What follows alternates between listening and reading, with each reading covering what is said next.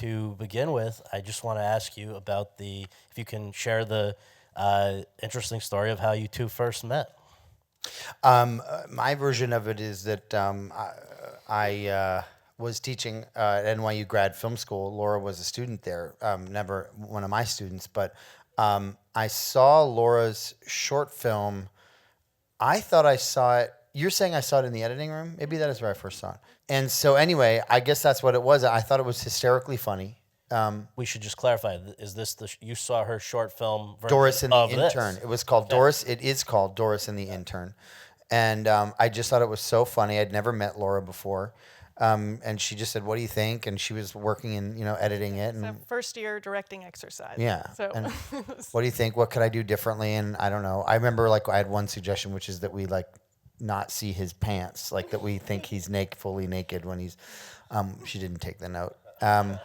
But and then I think we kind of became friendly. We would see each other in the hallways, literally, and chat, and then bonded over Hal Ashby. Bonded over Hal Ashby. And then at a certain point, I think I suggested to Laura, if you ever thought would maybe want to write something, I would be interested in that. And then we started talking about working on something. We threw a bunch of ideas out. We focused in on doing something with the Doris character. We literally wrote almost an entire movie that's just completely different movie than this, with Doris in the main role. And then scrapped it and kind of basically said, let's actually go to the basic premise of the short, which is that it's this Doris character. She's infatuated with a younger man, and that's where we kind of, from that, sprang the movie that now exists. And Laura, anything you want to add to that? Love to hear. But also, was there a specific inspiration for the character in the short when you first were dealing with her? Where did she come from? Well, so the character, I write comedies, and I wanted to write a new comedic character. And I think of comedy as the juxtaposition of opposites, and positioning this older woman having a crush on this younger man. I love a May December romance, and so that was sort of where that came from. But it was very much an exercise. It was like a sketch. It was like a napkin that you doodle on a napkin versus this. And when Michael and I started working together, it was really about peeling away the layers and sort of seeing who Doris was. Like, how did this woman come into the world? Because we knew we had the comedic premise down, but finding the truth and the heart of this woman was really what the challenge was. So why, though, in terms of directing a feature, I think it's been since 2005. This is the first time since then. What made you feel that this was the one to come back and do that with? It wasn't as thought out as that. It wasn't planned out like that at all. I mean, part of it was just that no one was offering me a job to direct anything. I mean, I would have gladly directed a million things in between, but when we wrote the movie, it wasn't even like, we're going to write this and you're going to direct it. It was, that kind of happened as we got the script, as we were getting closer and closer to like, we're finished with this script now and it's good. And I'll quickly say, this won't be interesting to anybody, but the script that we first sent out is really, really different than the movie. And I'm saying, like, in 3 months, it changed entirely. Why is that? Because the first script that we sent out to try to get financing for was really a dark comedy. It didn't have almost all of the more serious elements in it. It wasn't arch comedically, but like the Doris character we never really got to any of those deeper things. It was, I'm talking about the Doris goes to prison and but then when Red Crown, who financed the movie, agreed to finance the movie, it was like, we want to make the movie, but we want you to strip away and get to that's the kind of stuff that we feel like is missing. Like, you're kind of hinting at it, but we want you to really bring that out. So it probably took us 2 years to write that first draft. And then in 3 months, we added all of the more serious stuff to it, including a completely new ending. How much of a consideration was it when you guys are doing this that there aren't a lot of feature films made about characters over a certain age, particularly women over a certain age? And I mean, this is Sally Field's first leading role in over a decade. What were you thinking about those things when you're doing it, or you just had faith that there would be interest in it regardless? I never knew if there would be interest in it or not. I mean, I think that I kind of approached it like in a very student-like way, where it was Well, like, but we knew that we knew that it was unconventional, and in a way, it was like that could be a good thing. You know, I mean, I think we weren't unaware of that was potentially a selling point. You know, it was going to be the thing that was going to make it challenging, but also the thing that in success could help us. And there was that wasn't like a strategy. It was you know, we loved the character, but it was like maybe we could do this. You know, like. but we knew it was a character that has never. Yeah. Oh, yeah. I mean, that before, was and- that was exciting. That was exciting. We yeah. felt like it was a good part. We felt like actresses might want to do it. You know, it was that kind of a thing. Yeah. So how did Sally end up in the lead, and also the rest of this? It's a terrific ensemble, and some of them in very small parts. But how did it come together? Well, Max Greenfield attached himself to it very early on. Max is a friend of mine. I had worked with him on another movie, and he was the first person on board. When we offered it to, we had like a window to make the movie, which was the summer of 2014, I think.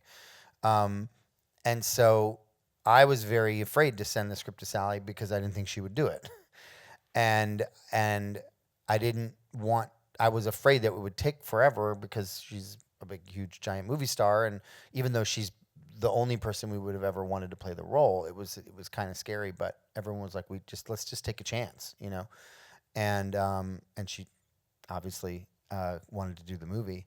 And then once you have Sally Field, it's kind of easy to get those other actors. I mean, to be able to say to all the other actors that are in the movie, this movie is financed and Sally Field is playing the lead. It piques their interest, and so it you know, it was at that point it was about, you know, availability and the actors obviously needing to respond to the material, but that helps you get in the door really easily. So we were just able to just look at actors that we loved and say, hey, this person would be amazing, Tyne Daly or Stephen Root or, you know, Wendy McClendon Covey, or all these amazing, great, funny, dramatic actors that we got for the movie. We just made them offers, and so that's kind of how it happened. So the production, 3 weeks? Is that 3.5. 3.5? We did 3 weeks in LA and 3 days in New York. How does that? What does that feel like when you're in the middle of it? It was a very it was a fun set, but it was not a loose set.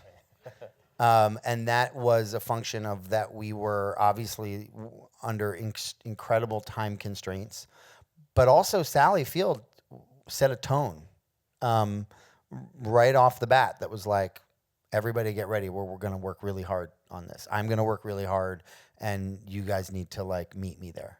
And so we were a very focused, serious, hardworking, not a lot of talking, not a lot of joking around, camaraderie and closeness, but it was a very intense, I would say. Would you agree with that? Absolutely. Yeah, And yeah. Sally, I mean, she's in every scene of the movie pretty much. So to just watch her put in these, you know, 12-hour days where she's in every single scene, you know, moving her chair around this. I mean, it was just, she's unbelievable. Yeah.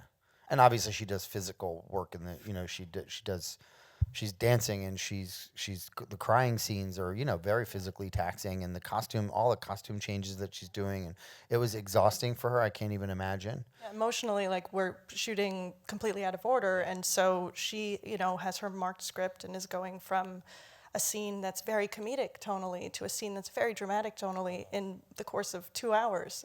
And But her script would literally say, sort of like, she knew exactly where she. you know, we would be shooting, it was almost like she made a chart. And so it would be like she knew kind of what her level needed to be, because it's true. We would maybe on the day that we shot the scene where the family comes over and that big breakdown scene, I'm sure we were doing comedy scenes on that same day.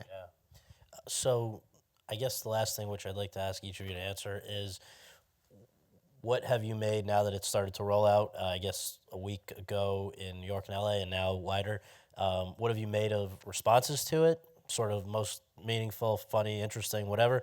And then also, if it was up to you to sort of single out what you hope people take away from this, because it is an unconventional type of story. We don't see this a lot. What that would be. So, Laura, you want to start us out? I mean, for me, a lot of what the film is about is visibility and how in our culture, older women sort of become invisible. And Doris would not go down without a fight, you know, and when sort of that's, to me, what, you know, what I wanted to look at with this film. And so I'm really pleased with the responses. People seem to appreciate it on both the comedic level and a dramatic one, and so yeah, I couldn't be happier. And for me, I would say that there's a theme for the movie. It's that it's never too late to start something, and it's possible to change. And in terms of the response, I mean, I'm happy, extremely gratified that Sally Field's performance is being recognized. That's really all I care about, you know. And it's amazing. It's amazing to see people. It's amazing to go to a movie theater and be like, there's people here in the movie theater just because they want to see the movie, not because they're my friends or my family and I had to beg them to come see it. You know, like it's a crazy feeling to be like they're just here because they want to see the movie. And so as the person who's, you know, as the people making the movie, that's like you can't. That is the greatest feeling ever, is to know that like they're there really because they just want to be there. They want to see Sally Field playing this role, and it's great. Thank you very much, and Thank thank you you for coming. Thank you for coming.